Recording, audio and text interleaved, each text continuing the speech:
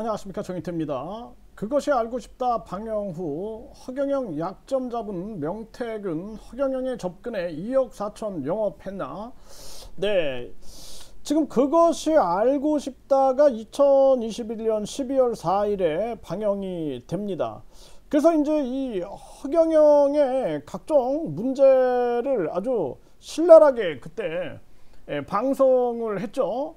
네, 그러다 보니까 이 당시에 많은 사람들이 이 허경영의 약점을 알게 되지 않았는가, 이런 생각을 안 할 수가 없습니다. 그리고 이 명태균은 계속해서 김건희, 윤석열과 관계를 맺고 있었죠.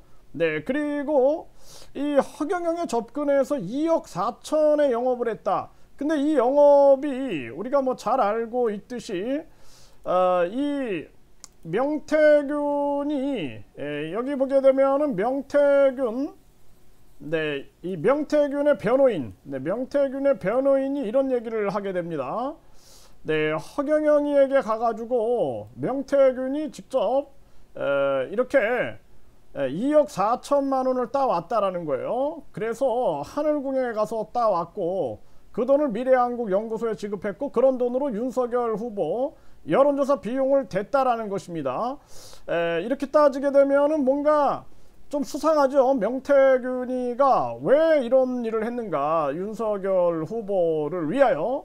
그리고 이 허경영이가 한마디로 이 희생양, 뭐 먹잇감이 된 것은 아닌가라는 추정을 안 할 수가 없는 그러한 상황이다. 그래서 요 1번 방송에서 용산수석 녹취록, 이 자가 용산수석이란 자가 이 허경영이를 죽인다, 뭐 끝낸다, 조진다, 심지어는 경기 북부 경찰청장도 조진다, 뭐 이렇게 발언을 합니다. 1번을 여러분들이 시청하시고 이걸 시청하시면은 금방 이해가 될 겁니다.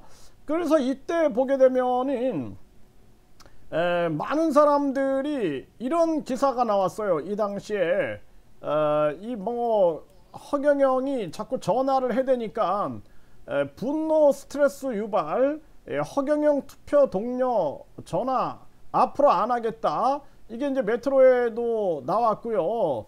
이때 이제 이 한 가수는 김필이라는 가수는 여기 보면은 허경영 투표 동료 전화에 제발 그만해 주세요, 이런 기사도 브릿지경제에 나온 바가 있고요. 뿐만 아니라 합격 전화 기다리는 수험생의 응급실까지 허경영 전화 해결책은, 네, 뭐 허경영입니다, 뭐 이런 전화였죠. ARS 전화가 계속 터져 나온 것이죠. 네, 그래서 이때 문제가 굉장히 심각했어요.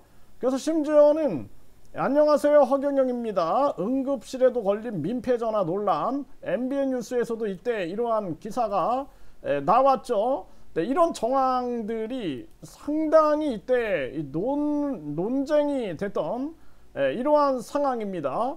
네, 그래서 이 허경영이가 결국에는 이 강혜경은 이런 얘기를 합니다. 네, 강혜경은 지금 요 허경영 얼굴이 나오면은 이 허경영이가 유튜브에 신고를 합니다. 초상권으로.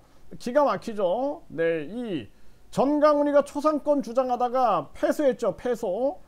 네, 결국에는 공익적인 차원에서 우리가 종교 비판이라든지 또는 이 정치인들 비판, 이때 이 초상권을 주장한다는 것 자체가 말이 안 되죠.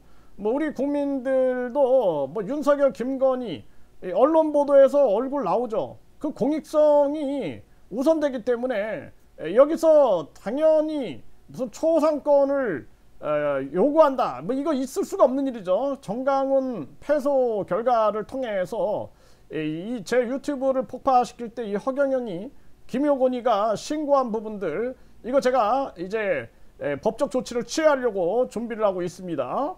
네, 그래서 여기 보게 되면 강혜경은 명태균, 허경영 지지율 올려서 이재명 공격 계획, 이런 기사가 나옵니다. 이런 부분들.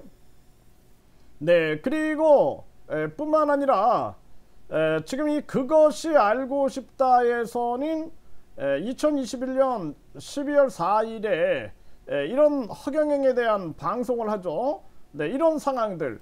그리고 이 허경영이 결국에는 징역 2년을 구형받습니다. 이병철 양자 이 발언, 박정희 비선 발언, 이것 때문에 징역 2년을 구형받게 되고, 그리고 이 당시에 2022년 4월에 결국에는 허위사실 유포로 입건이 됩니다. 난 이병철 양자 박정희 비선, 이 허경영이 허위사실 유포로 입건이 되죠. 22년 4월에 이제 대검찰청에다가 중앙선관위에서 고발을 하게 됩니다.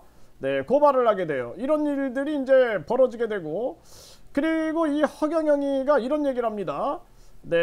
윤석열도 이재명도 내 공약을 베끼는 거야 하면서, 윤석열이 대통령 되면 넉 달 안에 탄핵된다. 그리고 국회의원 전원 정신교육대에 보내겠다. 이런 얘기들을 합니다. 윤석열이 결국에는 이 허경영을 모방한 게 아니냐, 뭐 이런 지금 주장까지 나오고 있는 그런 상황이고요. 지금 이 노상원이도 아주 엽기적이죠. 뭐 여성을 무릎 위에 앉혀가지고 성추행했다. 근데 이 허경영이가 또 여성들을 무릎 위에 앉혀가지고 성추행했다라는 그러한 지금 부분으로 인해서 수사를 받고 있죠. 그리고 이 노상원이 보면은 육사수석 계엄 설계자 노상원이 불명예 전역 후에 뱀닭, 그러니까 뱀에서 나온 구더기를 먹인 그러한 닭 판매, 그리고 점술로 생업을 했다. 이거 한국일보에서 보도를 했습니다. 이 권력욕이 대단했다 그래요. 이게 굉장히 아주 엽기적인데 허경영이하고 너무 유사한 측면이 많아요. 그리고 명태균을 언급하면서 비상대책을 말했다. 그러니까 김용현은 윤석열이 명태균 언급하며 비상대책을 말했다.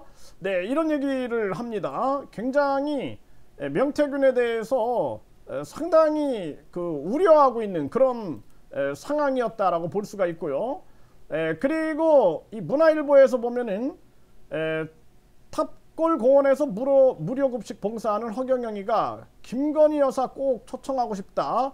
김건희한테 손짓을 하고 있죠. 이게 이제 명태균과 김건희가 연결이 돼 있고, 명태균 윤석열이 연결이 돼 있고, 허경영은 이 당시에만 해도 이제 사법 리스크가 있는 거죠. 2023년 4월 6일이면 이때 이제 이 허경영이는 2022년에 고발을 당하고 그 다음에 아주 이제 위기를 맞게 되는 거예요. 2023년에서 2024년까지 위기를 맞게 되죠. 이럴 때 이제 또 이 김건희에게 손짓을 하는 이러한 모습이 나오는데, 이때 이 명태균과 김건희, 윤석열 어떤 그 커넥션은 없었는가, 이 부분을 우리가 집중적으로 조사할 필요가 있다. 저는 그렇게 보고 있고요. 뿐만 아니라 이 강혜경이 명태균, 허경영이 500억 하늘국 물려준다면서 친분을 과시했다, 호용호제했다, 뭐 여론조사 조작 의혹 이런 게 나오죠. 이게 이제 2024년 11월 15일 결국에는 이제 이 영업 이득도 취하고 이제 시간이 지나고 이 허경영이는 집행유예가 떨어져요. 집행유예. 사실상 실형이 떨어져야 되는데 집행유예가 떨어진 것도 상당히 이게 뭔가 의문이 있었습니다. 그래서 조선일보는 명태균이 허경영 대선 지지율 5%, 여론조사 관여 의혹, 이런 의혹이 나오죠.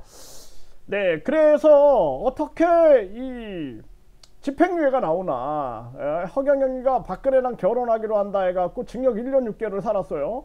이번에 징역 2년을 검찰이 구형을 했는데 어떻게 이것이 집행유예가 나왔냐. 집행유예. 왜냐면 동종 범죄이기 때문에 사실상 강력하게 심판을 받았어야 되는 거죠. 그리고 이 강혜경은 명태균, 허경영과 호용호제한다. 허경영 TV 토론회 내보내서 이재명 공격하려고 계획을 했다. 이런 기사가 나오죠. 이런 부분들. 그래서 제가 보고 있는 부분들은 뭐냐 하면은 노상원이하고 굉장히 유사합니다. 그리고 뿐만 아니라 이 허경영이가 항상 국회의원들을 싹 다 잡아가지고 비상계엄 막 이런 얘기를 많이 했어요. 그래가지고 국회의원들 다 정신교육대 보내고 막 이런 얘기들을 참 많이 했는데, 이 노상원이하고 너무 유사하죠. 엽기적인 것도 유사하고 성추행 의혹 받는 거, 노상원님 성추행으로 처벌을 받았죠. 그리고 뿐만 아니라 하는 생각들이 굉장히 엽기적인 그러한 사고들, 그리고 이게 아주 복잡하게 이렇게 연결이 되어 있는 부분들, 이 허경영의 사법 리스크, 그리고 명태균, 그리고 윤석열, 김건희, 이런 부분들도 총체적으로 이번에 수사를 해야 한다. 그래서 저는 이 명태균 관련해서 명태균, 허경영 이 커넥션에 대해서 고발장을 접수하려고 합니다. 이 여론조사 조작 의혹으로 해가지고 이번에 민주당에서 명태균 특검을 전개할 때 반드시 이 허경영 관련된 것도 얹혀가지고 강력한 수사를 해야 한다, 이렇게 말씀을 드립니다.